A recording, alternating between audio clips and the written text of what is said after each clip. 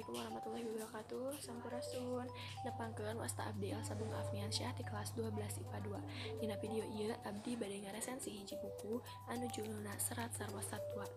Pangarangna Godi Suwarna, penerbitna Civic Gersunten, tahun medal Desember 1885, cetakan kahiji. Dina video ieu abdi nyandak tilu carpon, nu kahiji brukbrak, kadua karunyanya, nu katilu burger. Carpon anu kahiji nyaeta brukbrak, dimana brukbrak ieu nyaritakeun hiji tokoh anu namina Kuwu Adud anu tos sabulan teu daek dahar teu daek minum jeung hulang-hulang wae. Mun bojo tos nanya ka Kuwu Adud kunaon teu hulang-hulang wae, tapi angger Kuwu Adud teu daek nyarita ka bojona. Teu lila bojona nanya deui kunaon Kuwu Adud teh teu daek nyarita, tapi Kuwu Adud teu aya tembal, cicing beuki ngahulang. Tika akhirna bojona ngarumaoskeun bahwa bojona teh teu rumasa teu bener ngajagaan Kuwu Adud, tapi Kuwu Adud tetep teu nembalan.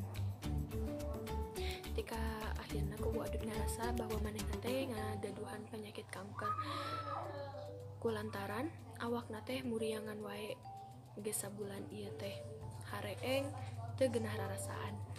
Akhirna Kuwu Adud ngadatangan dokter jang mariksa kaayaanana, tapi dokter ngan ngomong bahwa Kuwu Adud teh kena penyakit bisul.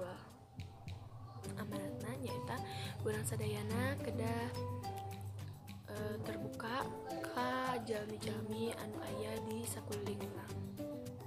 Judul anu kadua nyaeta Karunyanya. Karunyanya ieu nyaritakeun hiji tokoh anu namina Markum.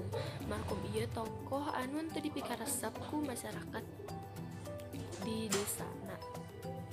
Lantaran Markum unggal poe ngagandengkeun masyarakat nakolan kohkol.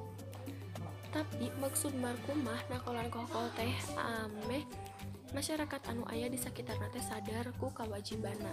Lamun unggal peuting kudu ngaronda, lamun unggal isu kudu salat subuh berjamaah di masjid. Tapi masyarakat teu resep ku kalakuan Markum.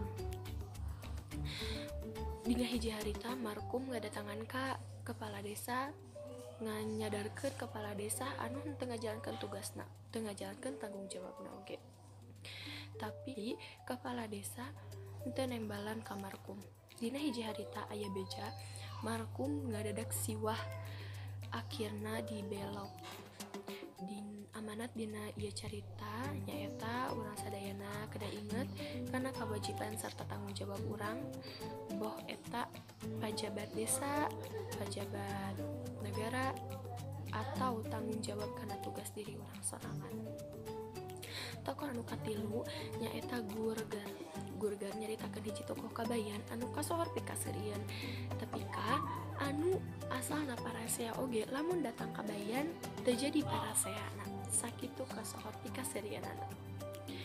Dina hiji harita Sarjon anu keur hulang-hulang butuh hiburan, akhirna Sarjon mere surat ka Nyi Iteung mancing-mancing kabayan ameh ngabodor.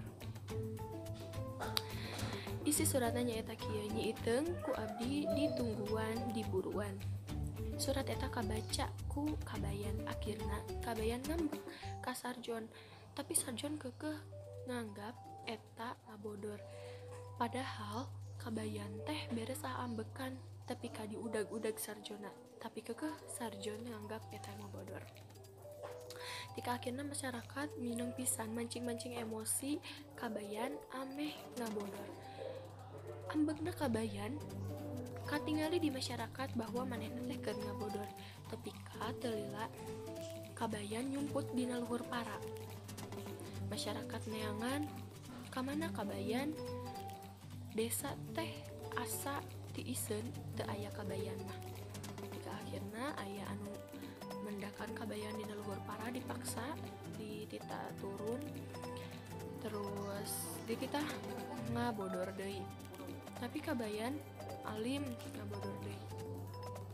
Dengan hiji harita kabayan akhirna mutuskeun kabur di desana. Tapi aya nu manggihan bahwa kabayan teh tos ngagantung dina tatangkalan make tali. Kabayan teh ngantos pupus gantung diri. Tapi kekeh masyarakat anu aya di desana nganggap bahwa kabayan teh keur ngabodor. Amanatna dina ieu carpon nyaeta urang teh tiasa nganilai batur tina hiji sisi wae. Aya batur anu keur serius, aya masana oge batur keur ngabodor. Sakitu anu kapihatur, punten bilih